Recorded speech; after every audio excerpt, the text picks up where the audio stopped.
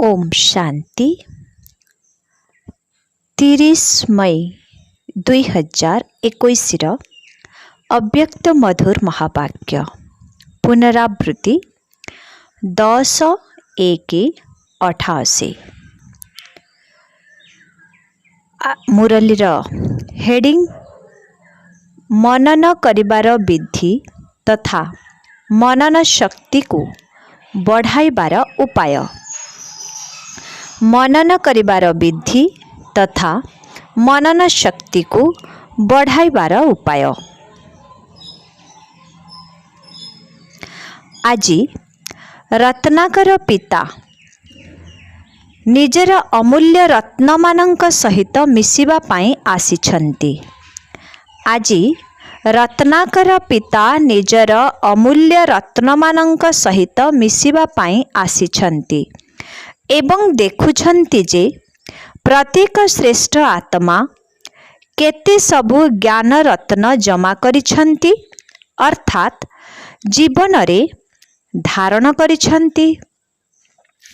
गोटिए गोटिए ज्ञान रत्न पद्म संपत्ति ठारू मध्य अधिक मूल्यवान। तेबे विचार कर आरंभरू वर्तमान पर्यंत केते सबु ज्ञान रत्न मिली सारिछि। रत्नाकर पिता संतान मानकर बुद्धि रूपक थली रे अनेकानेक ज्ञान रत्न भरी देइछन्ति। सबु पिलांकु एका साथी रे समान परिमाण रही ज्ञान रत्न देइछन्ति। किंतु एही ज्ञानर रत्न को जिए जेतिकी निज प्रति बा अन्य आत्मा मानंक प्रति कार्य लगाउछन्ति सेही अनुसारे रत्न बढ़ी बढ़ी चलीछि। बाप दादा देखुछन्ति पिता हिसाब रे तो समस्तंको समान मात्रा रे देइछन्ति किंतु केतेक संतान रत्न गुड़ी को बढ़ाई देइछन्ति आउ केतेक बढ़ाई पारि नाहंती। केही तो भरपूर अछन्ति केही केही असरंती भंडार रे मालामाल मध्य अछन्ति। केही समय अनुसारे कार्य रे लगाउछन्ति केही केही सर्वदा कार्य रे लगाई एक को पदम गुणा हिसाब रे बढ़ाई चलीछन्ति। केही पुणे आवश्यकता अनुसारे प्रमाण कार्य रे लगाई पारु नाहंती। सेथिपाई रत्न गुड़िकर मूल्य को जेतिकी बुझिबा दरकार सेतिकी बुझी पारु नाहंती। जेतिकी मिलिछि ताको बुद्धि रे धारण तो करिछन्ति किंतु कार्य रे लगाइबा द्वारा जेउ सुख शांति खुशी शक्ति एवं निर्विघ्न स्थिति को प्राप्त करिबार अनुभूति हेबा उचित ताहा करिपारु नाहंती। एहार कारण हेला मनन अर्थात ज्ञान को चिंतन मनन करिबार शक्तिर कमी। काहेकिना मनन करिबा अर्थात जीवन रे समाहित करिबा बा धारण करिबा। मनन न करिबा अर्थात केवल बुद्धि रे धारण करि नेबा। मनन करुथिबा आत्मा ज्ञान को जीवन रे प्रत्येक कार्य क्षेत्र रे प्रत्येक कर्म रे लगाई थांती। बाबा कहुछन्ति मनन करुथिबा आत्मा ज्ञान को जीवनर प्रत्येक कार्य क्षेत्र रे प्रत्येक कर्म रे लगाई थांती चाहे निज प्रति हेउ बा अन्य आत्मा मानंक प्रति हेउ एवं अन्य माने केवल बुद्धि रे मने रखि थांती अर्थात बुद्धि रे धारण करि थांती। जेपरी कौनसी स्थूल संपत्ति को केवल सिंधुक भितरे रखी दियो एवं समय अनुसारे कार्य लगाओ नाही तेबे सेथिरु जेउ खुशी मिलिबा कथा ताहा मिलिबो नाही। केवल मन भितरे उत्साह रहिथिबो जे मो पाखरे धन अछि किंतु एथिरे ना धनर वृद्धि होई थाए ना किछि अनुभूति होई थाए। सेही भली ज्ञान रत्न को जदि केवल बुद्धि रे धारण करिछ अर्थात मने रखिछ बा मुख द्वारा वर्णना करुछ जे एही पॉइंट गुड़िक बहुत भल तेबे अल्प समय पाई भल भल पॉइंट रो बहुत भल निशात रहिबो किंतु जीवन रे बा प्रत्येक कर्म रे सेही ज्ञान रत्न गुड़िक कार्यकारी करिबा दरकार। काहेकि ना ज्ञान रत्न मध्य अटे आलोक मध्य अटे एवं शक्ति मध्य अटे। सेथिपाई जदि एही विधि अनुसारे कार्य लगाई न पारिल तेबे ताहा वृद्धि मध्य हेबो नाही बा अनुभूति मध्य हेबो नाही।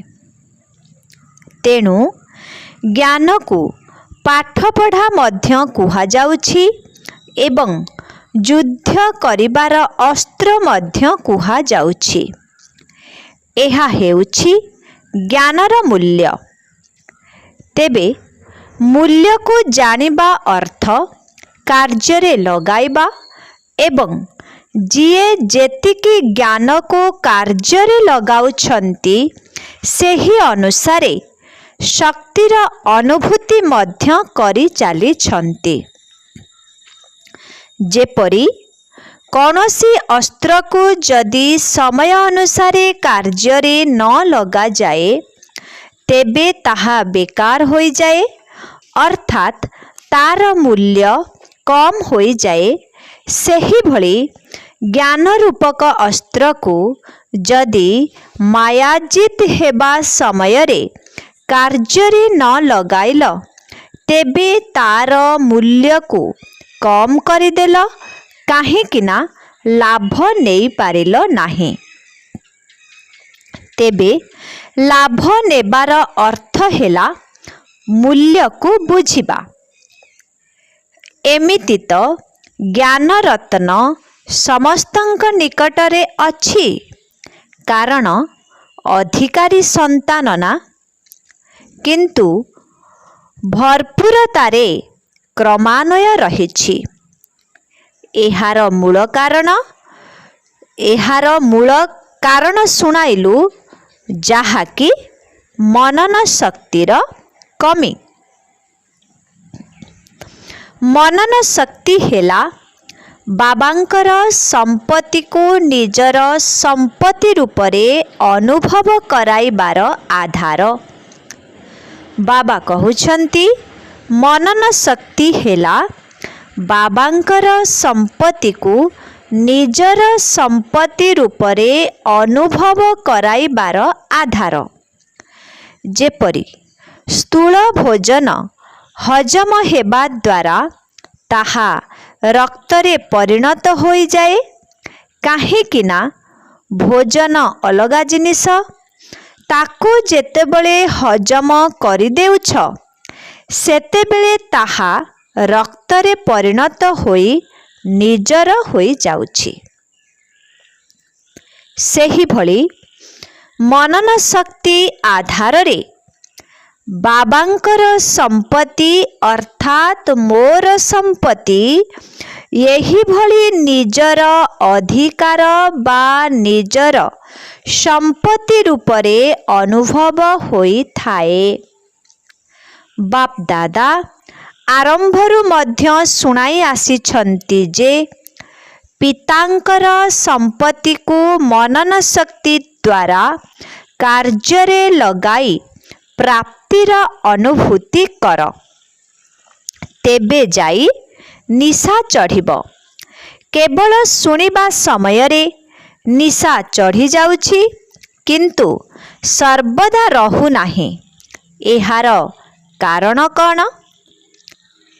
एहार कारण हेला सर्वदा मनन शक्ति आधार रे पितांकर संपत्ति को निजर संपत्ति करिनाह। मनन शक्ति अर्थात सागरर निम्न को जाई अंतर्मुखी होई प्रत्येक ज्ञान रत्नर गहन मर्म को बुझिबा।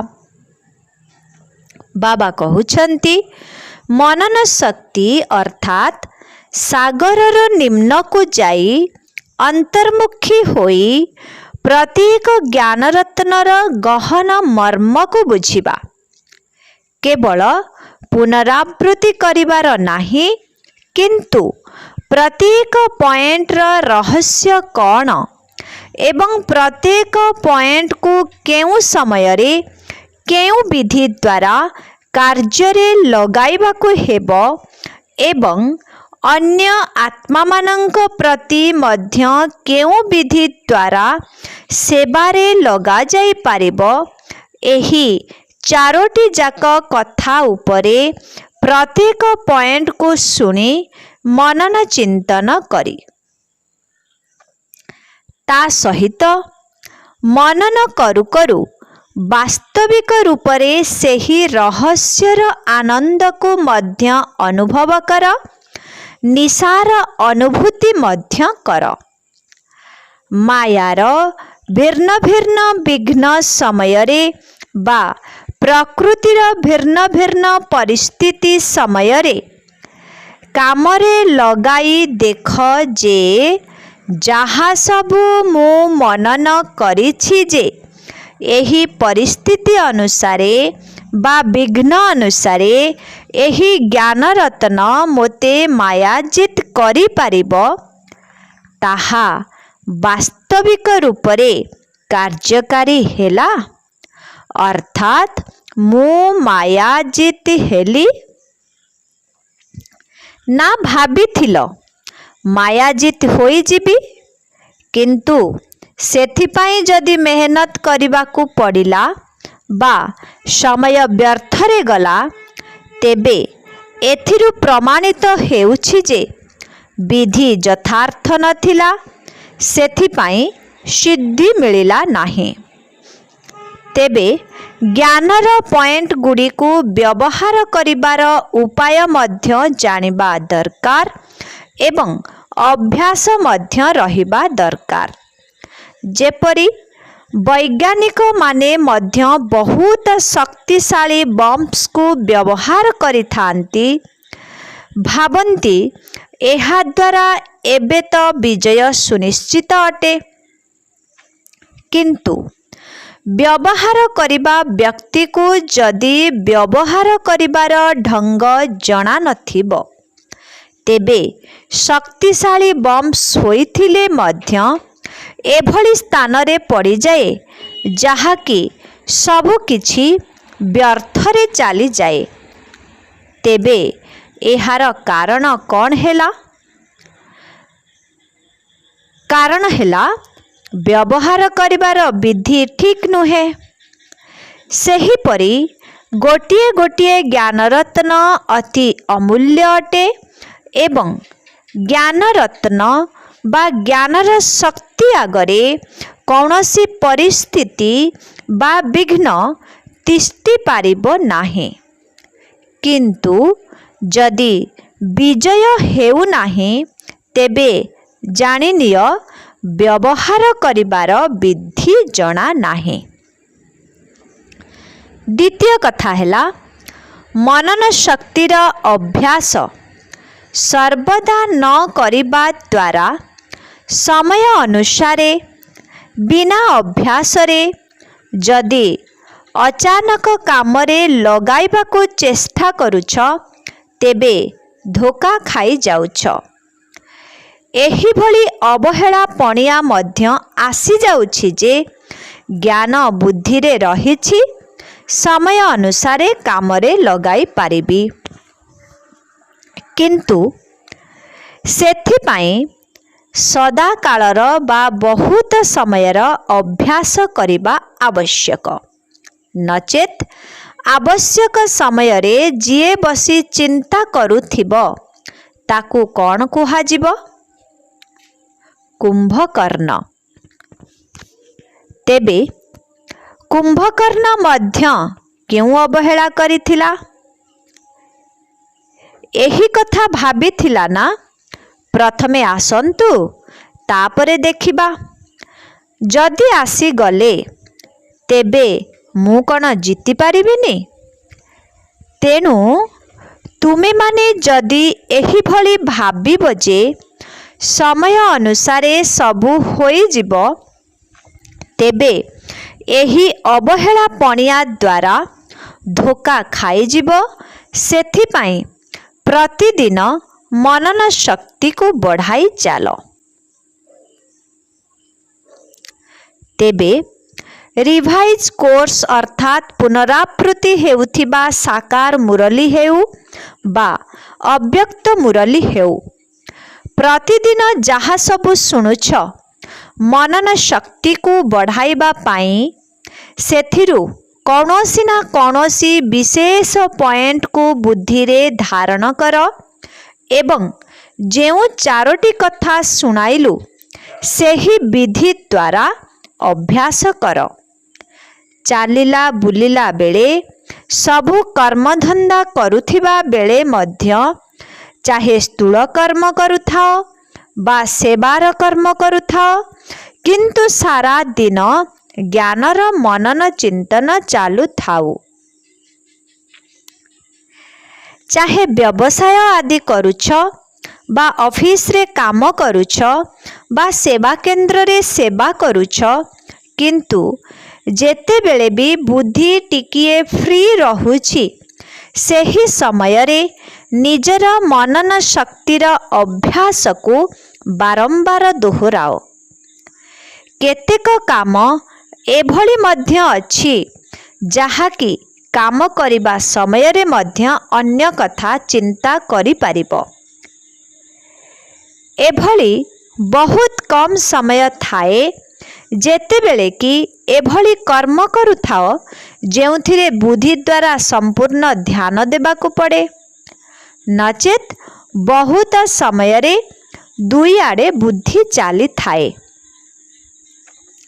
एही भली समय गुड़ी को जदि निजर दिनचर्या भितरे नोट करिब तेबे मझिरे मझिरे बहुत समय मिलिजिब। तेणु मनन शक्ति को बढ़ाइबा पाई कौनसी खास समय मिलिले जाई अभ्यास करिबी एमिति नुहे, चालिबा बुलिबा समय रे मध्य करि पारिबो। जदि एकांत समय मिली जाउछि तेबे बहुत भल कथा। सेही समय रे आहुरी अधिक गभीरता को जाई पॉइंट गुड़िकर स्पष्टीकरण कर, विस्तृत भावरे अनुध्यान कर, तेबे बहुत मजा लागिबो। किंतु प्रथमे सेई पॉइंटर निशारे स्थित होई तापरे मनन कर, जहा द्वारा बोर हेबो नाही। नचेत केवल ज्ञानर पॉइंट को बुद्धि रे रिपीट करि देबो, तापरे कहिबो एहा तो होई गला, एबे कौन करिबी। जेपरी केही केही स्वदर्शन चक्र घुराइबारे हसाई थांती ना, कही थांती कौन चक्र घुराइबी 5 ମିନିଟ୍ରେ ତ ଚକ୍ର ପୂରା ହୋଇଯାଇଛି। ସ୍ଥିତର ଅନୁଭବ କରିବା ଜଣା ନାହିଁ, ତେଣୁ କେବଳ ରିପିଟ୍ କରିଦେଉଛନ୍ତି, ଅର୍ଥାତ୍ ଚକ୍ରର ଜ୍ଞାନକୁ 5 ମିନିଟ୍ ଭିତରେ ବୁଦ୍ଧିରେ ଦୋହରାଇ ଦେଉଛନ୍ତି। ସତ୍ୟ, ତ୍ରେତା, ଦ୍ୱାପର, କଳି, ଏଥିରେ ଏତିକି ଏତିକି ଜନ୍ମ, ଏତିକି ବର୍ଷ ଆୟୁଷ, ଏତିକି ସମୟ ଚାଲୁଛି, ବାସ୍ ପୂରା ହୋଇଗଲା। କିନ୍ତୁ ସ୍ୱଦର୍ଶନ ଚକ୍ରଧାରୀ ହେବା ଅର୍ଥ ନୋଲେଜଫୁଲ୍ ଏବଂ ପାୱାରଫୁଲ୍ ହେବା, ଅର୍ଥାତ୍ ଜ୍ଞାନମୟ ଶକ୍ତିଶାଳୀ ସ୍ଥିତିର ଅନୁଭବ କରିବା।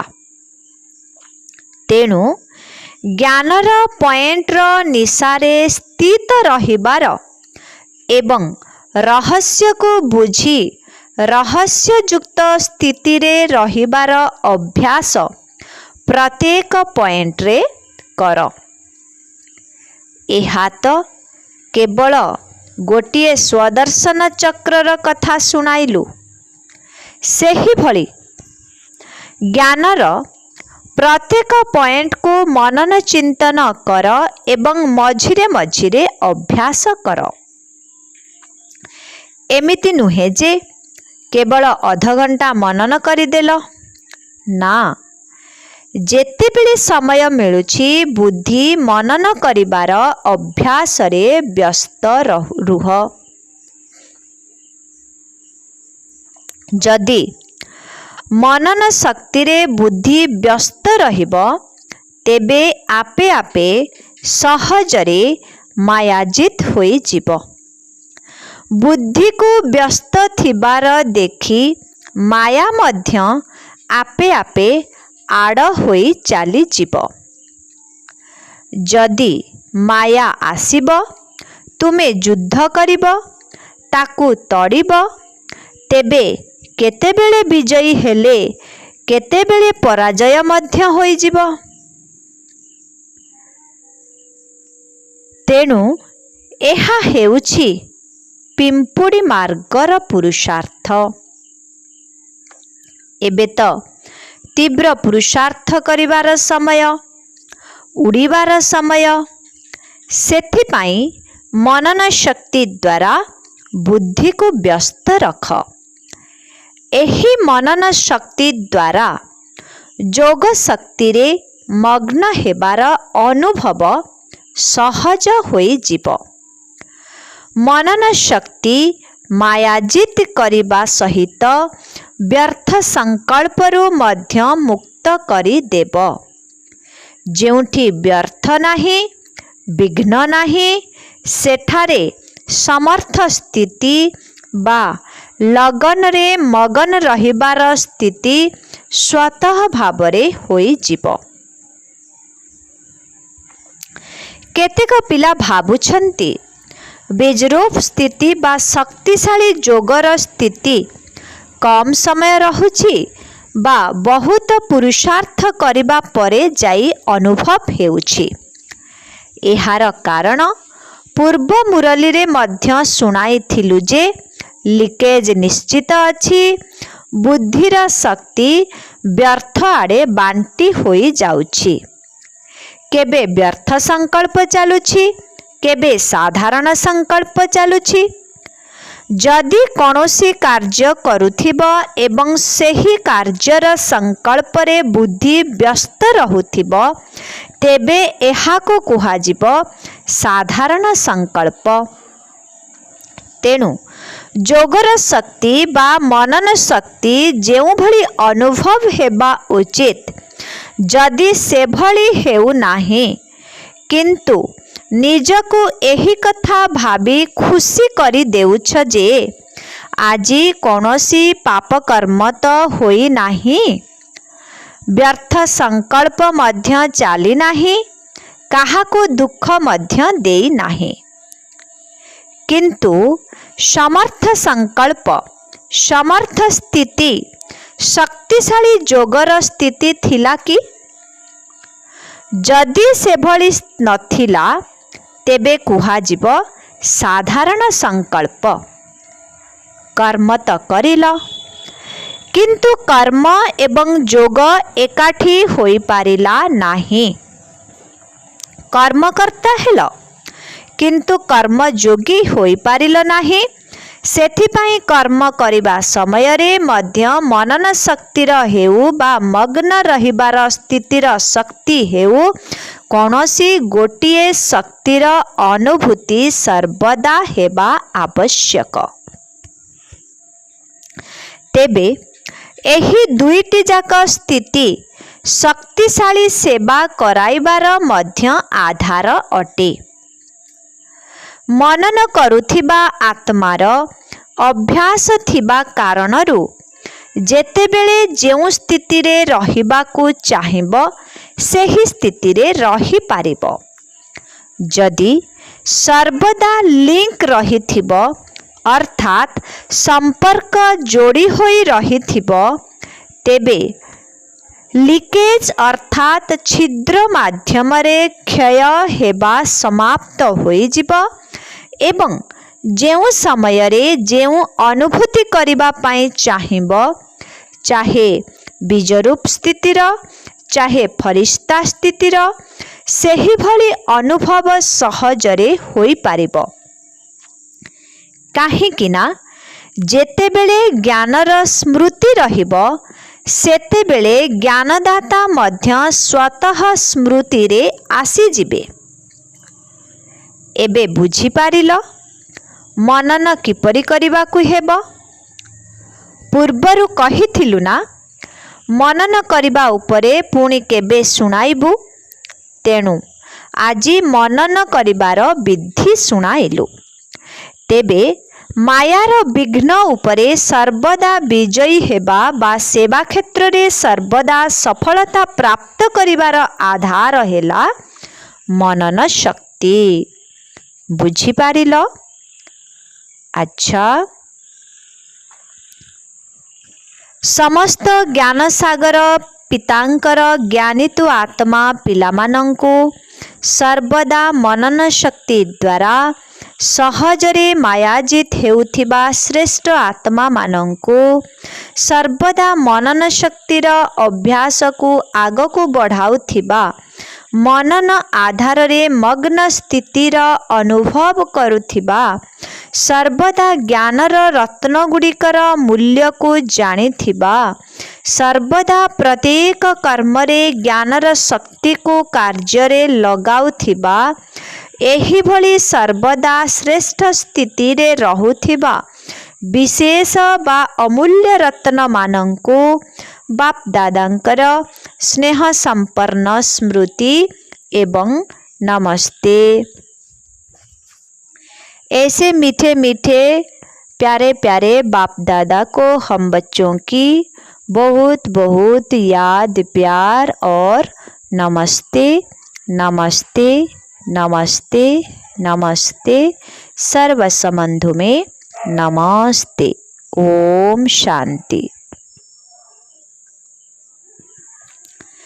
पाटी मानंक सहित अव्यक्त बाप दादांकर साक्षात निजको तीव्र पुरुषार्थी आत्मा अनुभव करुछ काहेकिना समय बहुत तीव्र गति रे आगको बढ़ी चलीछि। तेबे समय जेपरी आगको बढ़ी चलीछि सेहीपरि समय अनुसार लक्ष्य स्थल रे पहुँचवाकू चाहूथिबा आत्मा मानंकु केउ गति रे चलिबाकू पड़िबो। समय कम एवं प्राप्ति बहुत अधिक करबाकू पड़िबो। तेणु अल्प समय भितरे जदि अधिक प्राप्ति करबाकू चाहुछ तेबे गति को तीव्र करबाकू पड़िबो ना। तुमे माने समय को मध्य देखुछ एवं निजर पुरुषार्थर गति को मध्य जानुछ।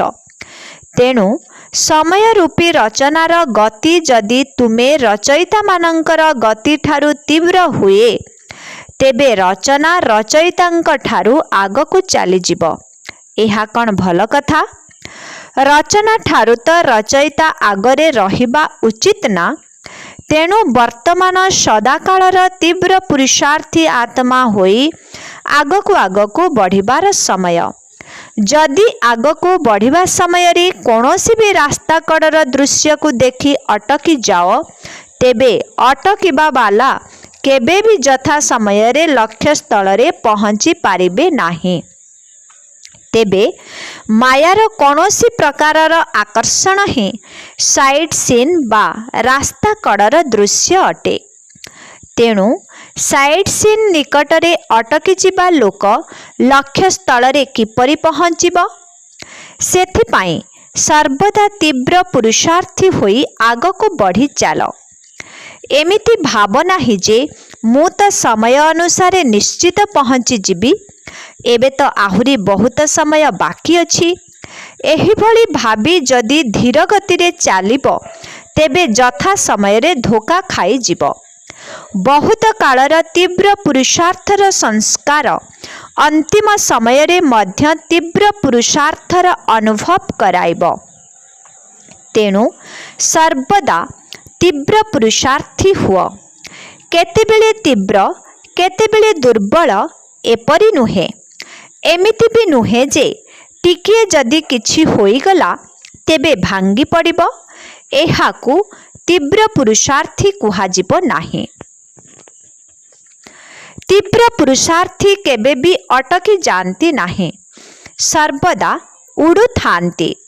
तेणु उड़ंता पक्षी होई उड़ीबार कलार अनुभव करि चल। परस्पर को मध्य सहयोग देई तीव्र पुरुषार्थ करि चल। जेते जेते अन्य मानंकर सेवा करिबो सेते सेते निजर मध्य उमंग उत्साह बढ़ी चलिबो। विदाय समय रे दादी जानकी विदेश जिबा पाई बाप दादांक ठारू अनुमति नेउछंती।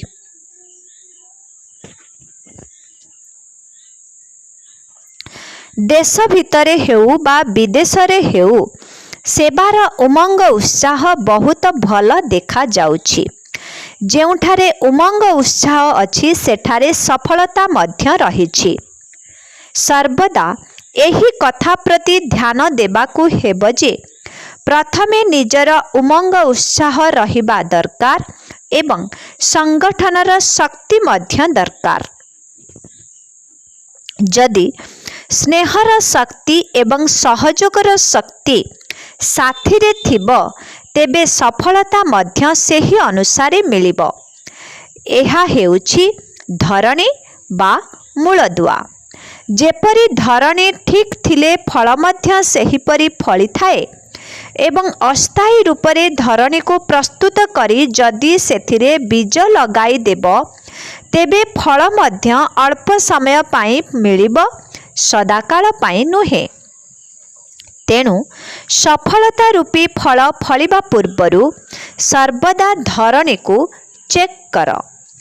बाकी जेउ माने एही भली करूछंती सेमाने तो निश्चित भाबरे जेउ माने एही भली करूछंती सेमानंकर तो निश्चित भाबरे जमा होई जाउछि। एबे मध्य खुशी मिलुछि एवं भविष्यत तो सुनिश्चित अटे।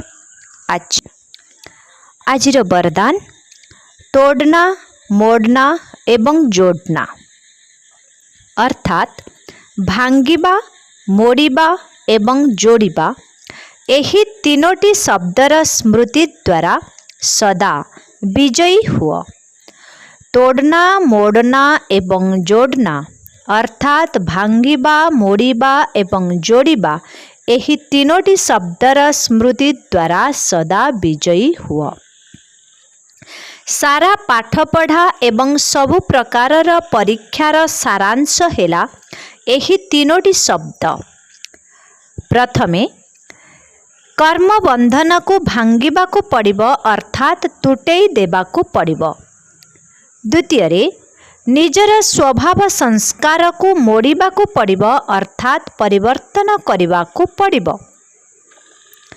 तृतीय रे एकमात्र बाबांक सहित सर्व संबंध जोड़िबा को पड़िबो।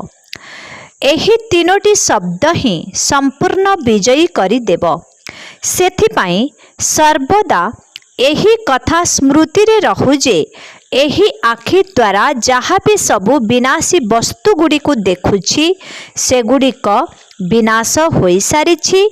ତେଣୁ ଏଗୁଡ଼ିକୁ ଦେଖୁଥିଲେ ମଧ୍ୟ ନିଜର ନୂଆ ସମ୍ବନ୍ଧ ଏବଂ ନୂଆ ସୃଷ୍ଟିକୁ ଦେଖୁଥାଅ, ତେବେ କେବେ ହେଲେ ପରାଜୟ ହୋଇପାରିବ ନାହିଁ। ଆଜିର ସ୍ଲୋଗାନ, ଯୋଗୀର ଲକ୍ଷଣ ହେଲା ସର୍ବଦା ସ୍ୱଚ୍ଛ ଏବଂ ସ୍ପଷ୍ଟ। ଯୋଗୀର ଲକ୍ଷଣ ହେଲା ସର୍ବଦା ସ୍ୱଚ୍ଛ ଏବଂ ସ୍ପଷ୍ଟ। ଓମ୍ ଶାନ୍ତି।